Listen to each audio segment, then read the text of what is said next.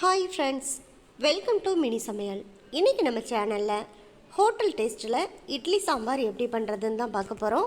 என்ன தான் வீட்டில் நம்ம இட்லி சாம்பார் செஞ்சாலுமே ஹோட்டல் சுவையில் அந்த இட்லி சாம்பார் ரொம்பவே ருசியாக இருக்கும். அந்த டேஸ்ட்டுக்கு கூட 2 இட்லி சாப்பிட்லான்னு கூட தோணும். அதனால் ஹோட்டல் டேஸ்ட்டில் இட்லி சாம்பாரை வீட்டில் எப்படி சிம்பிளாக பண்ணுறதுன்னு பார்க்கலாமா?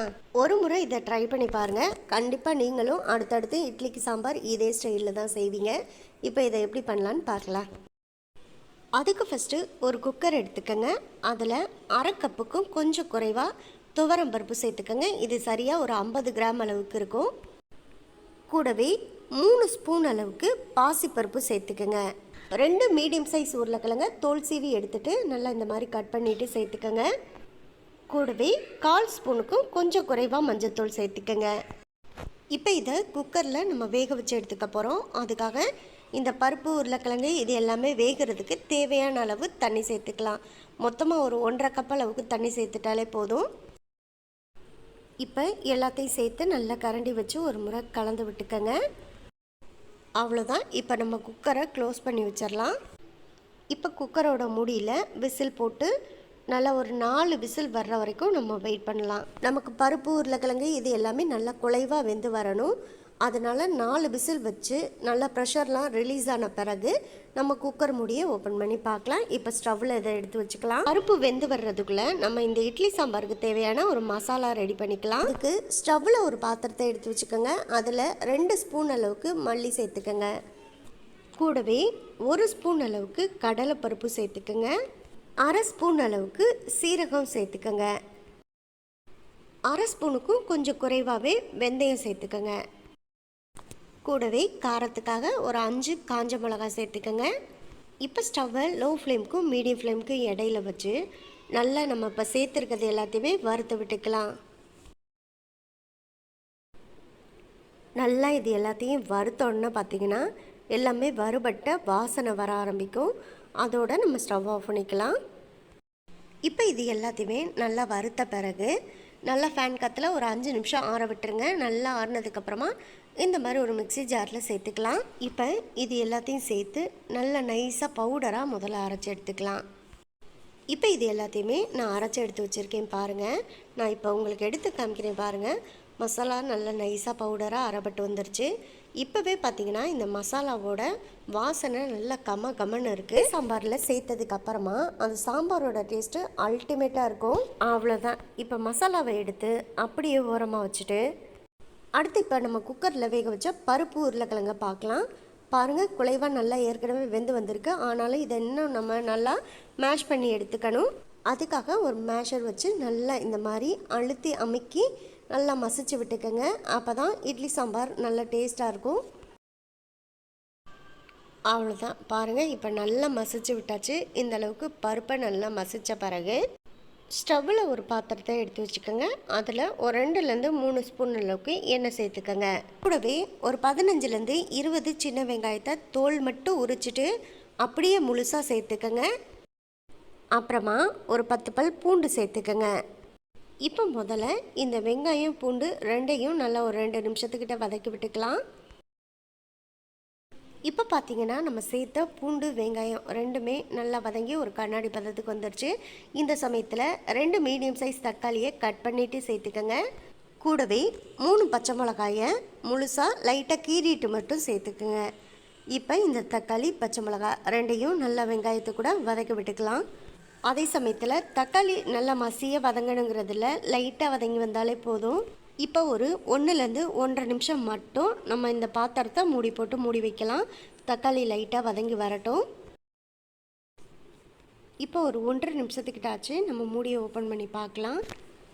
பாருங்கள், இப்போ தக்காளி நல்லா ஓரளவுக்கு வதங்கி வந்திருக்கு. இந்த மாதிரி வதங்கி வந்தாலே போதும். இப்போ இந்த இட்லி சாம்பாரில் சேர்க்கக்கூடிய வெஜிடபிள்ஸ் எல்லாம் சேர்த்துக்கலாம். நான் இன்றைக்கி கத்திரிக்காய், கேரட், பீன்ஸ் 3 சேர்த்துருக்கேன். இப்போ இந்த காயெல்லாம் நல்லா ஒரு முறை கரண்டி போட்டு கலந்து விட்டுட்டு லைட்டாக வதக்கி விட்டுக்கலாம். இப்போ இதில் கொஞ்சமாக ஒரு 1/4 ஸ்பூன் அளவுக்கு மஞ்சத்தூள் சேர்த்துக்கோங்க. கூடவே கொஞ்சம் கல் உப்பு சேர்த்துக்கோங்க. இப்போ இந்த மஞ்சத்தூள் உப்பு ரெண்டையும் காயோடு சேர்த்து நல்லா ஒரு முறை கலந்து விட்டுக்கலாம். அவ்வளோதான். இப்போ காயெல்லாம் சேர்த்து நல்லா கலந்து விட்டாச்சு. இந்த காய் வெந்து வரட்டும். அது வரைக்கும் மூடி போட்டு மூடி வைக்கலாம். இப்போ நல்லா ஒரு 5 நிமிஷத்துக்கிட்டாச்சு நம்ம மூடியை ஓப்பன் பண்ணி பார்க்கலாம். காயெல்லாம் நல்லா கரண்டி போட்டு கலந்து விட்டு பார்த்தோன்னா பாருங்கள், காய் எல்லாமே ஓரளவுக்கு நல்லா வெந்து வந்துருச்சு. இப்போ இந்த சமயத்தில் இதில் தண்ணி சேர்த்துக்கணும். இதில் தண்ணி சேர்க்குறதுக்கு முன்னாடி ஒரு சின்ன நெல்லிக்காய் சைஸ் அளவுக்கு புளி எடுத்து அந்த புளியை நல்லா கரைச்சிட்டு புளி கரைசல் சேர்த்துக்கோங்க. கூடவே இதில் 1.5 கப் அளவுக்கு தண்ணி சேர்த்துக்கலாம். தண்ணி சேர்த்ததுக்கப்புறமா நல்லா கரண்டி போட்டு எல்லாத்தையும் சேர்த்து ஒரு முறை கலந்து விட்டுக்கோங்க. இப்போ இது கொதிச்சு வரட்டும். அது வரைக்கும் நம்ம ஒரு மூடி போட்டு மூடி வச்சு வெயிட் பண்ணலாம். இப்போ பார்த்தீங்கன்னா நல்லா கொதிச்சு வந்துருச்சு. நம்ம மூடியை ஓப்பன் பண்ணிக்கலாம். இப்போ இதை கரண்டி போட்டு நல்லா ஒரு முறை கலந்து விட்டுட்டு ஃபஸ்ட்டே குக்கரில் நல்லா குலைவாக வேக வச்சுருக்க பருப்பை நம்ம இப்போ அதில் சேர்த்துக்கலாம். அவ்வளோதான். இப்போ பருப்பையும் சேர்த்து நல்லா கரண்டி போட்டு ஒரு முறை கலந்து விட்டுக்கோங்க. இந்த சமயத்தில் நம்ம அரைச்சி பொடி பண்ணி வச்சுருக்க மசாலாவை இதில் சேர்த்துக்கலாம். சேர்த்துட்டு இப்போ இந்த மசாலாவையும் கொஞ்சம் கூட கட்டி இல்லாமல் நல்லா இந்த சாம்பாரில் கரைச்சி விட்டுக்கலாம். இந்த மசாலா சேர்க்குறது தான் இந்த இட்லி சாம்பாருக்கு ரொம்ப நல்ல ஒரு வாசனையையும் அதே சமயத்தில் டேஸ்ட்டையும் கொடுக்கும். அதனால் இதை நான் சொன்ன அளவுகளில் சரியாக சேர்த்து நல்லா இந்த மசாலாவை அரைச்சி எடுத்துக்கோங்க. அப்போ தான் இட்லி சாம்பார் நல்லா டேஸ்ட்டாக இருக்கும். அவ்வளோதான். இப்போ மசாலாலாம் சேர்த்து நல்லா கலந்து விட்டாச்சு. இப்போ இது கொதிச்சு வரட்டும். அது வரைக்கும் நம்ம வெயிட் பண்ணலாம். நாம் இதில் காயை வேக வைக்கும்போது தான் கொஞ்சமாக உப்பு சேர்த்துருந்தோம். அதுக்கப்புறமா உப்பு எதுவும் சேர்க்கல. அதுக்கப்புறம் நம்ம பருப்பு புளி கரைசல் இது எல்லாமே இந்த சாம்பாரில் சேர்த்துட்டோம். அதனால் கொஞ்சம் தேவையான அளவு உப்பு சேர்த்து ஒரு முறை நல்லா கலந்து விட்டுக்கோங்க. இப்போ இதை மூடி போட்டு மூடி வச்சோன்னா இந்த சாம்பார் நல்லா கொதிச்சு வரட்டும். அது வரைக்கும் நம்ம வெயிட் பண்ணலாம். மசாலா சேர்த்ததுக்கப்புறமா பார்த்திங்கன்னா இப்போ நமக்கு சாம்பார் நல்லா கொதிச்சு வந்துடுச்சு. இப்போ நம்ம மூடியை ஓப்பன் பண்ண பிறகு இட்லி சாம்பாரோட வாசனை நல்லா கமன்னு அவ்வளோ சூப்பராக இருக்குது. அவ்வளோதான். நல்லா ஒரு 2 நிமிஷம் மட்டும் ஸ்டவ்வை மீடியம் ஃப்ளேமில் வச்சுட்டு இந்த மாதிரி சாம்பாரை கொதிக்க விட்டுட்டு கடைசியாக இதில் தாளிச்சது சேர்த்துக்கணும். அதுக்காக ஸ்டவ்வில் ஒரு பாத்திரத்தை எடுத்து வச்சு ஒரு 2 ஸ்பூன் அளவுக்கு எண்ணெய் சேர்த்துக்கங்க. எண்ணெய் சூடானதுமே 1/2 ஸ்பூன் அளவுக்கு கடுகு உளுந்தம்பருப்பு சேர்த்துட்டு நல்லா பொரிய விட்டுக்கோங்க. இப்போ இது கூட 2 காஞ்ச மிளகா, ஒரு கொத்து கருவேப்பிலையும் சேர்த்ததுக்கப்புறமா இந்த தாளிப்பை தாளிச்சிட்டு இதோட நம்ம ஸ்டவ்வை ஆஃப் பண்ணிக்கலாம். இப்போ இந்த தாளிப்பை அப்படியே நம்ம கொதிச்சிட்ருக்க சாம்பாரில் சேர்த்துக்கலாம். அவ்வளோதான். சூப்பரான இட்லி சாம்பார் ஹோட்டல் டேஸ்ட்டில் கிடச்சாச்சு. இப்போ நல்லா சாம்பாரை ஒரு முறை கலந்து விட்டுட்டு இதோட ஸ்டவ் ஆஃப் பண்ணிக்கலாம். இதில் கடைசியாக வாசனைக்காக கொஞ்சம் கொத்தமல்லி தலையை பொடி பொடியாக கட் பண்ணிவிட்டு தூவிட்டு நல்லா சாம்பாரோடு சேர்த்து கலந்து விட்டுக்கோங்க. அவ்வளோதான். இதே போல் நீங்களும் ட்ரை பண்ணி பாருங்கள். ட்ரை பண்ணி பார்த்துட்டு எப்படி வந்துச்சுங்கிறத கமெண்ட் பாக்ஸில் சொல்லுங்கள்.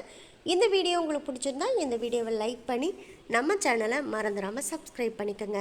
சப்ஸ்கிரைப் பண்ணும்போது பக்கத்தில் உள்ள பெல் ஐக்கானை கிளிக் பண்ணி வச்சுட்டிங்கன்னா நான் போடக்கூடிய குக்கிங் வீடியோ எல்லாமே உடனுக்குடனே உங்களுக்கு வந்து சேரும். உங்கள் ஃப்ரெண்ட்ஸ் அண்ட் ரிலேட்டிவ்ஸ் எல்லாருக்கும் ஷேர் பண்ணுங்கள். இதே போல் அடுத்தடுத்து நல்ல நல்ல வீடியோவில் சந்திப்போம். ஓகே, பாய்.